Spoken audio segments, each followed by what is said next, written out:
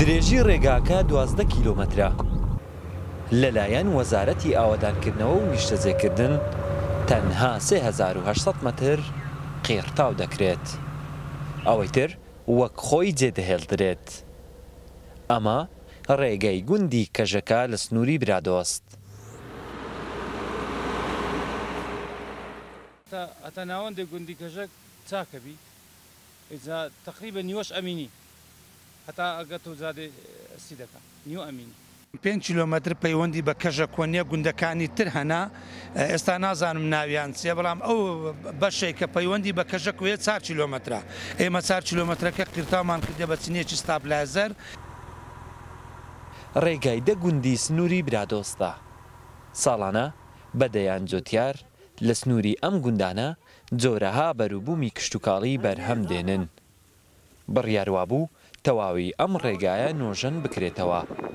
بەڵام لە کۆی 12 کیلۆمەتر تەنها 3800 مەتر نۆژەن کرایەوە.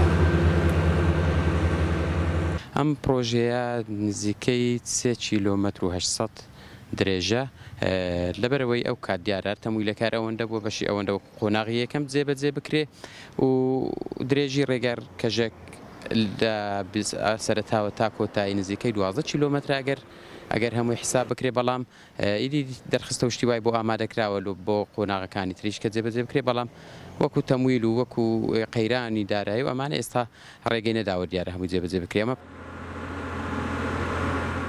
لە ساڵی 2013ەوە تاکو ئێستا چەندین پرۆژە لە سنووری برادۆست بەردی بناغیان دانراوە بەڵام بەهۆی قەیرانی دارایی تەواو نەکراون.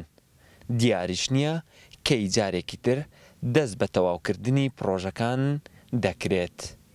تەنها بە نووسراوەکان ئاماژەیان پێدەکرێت.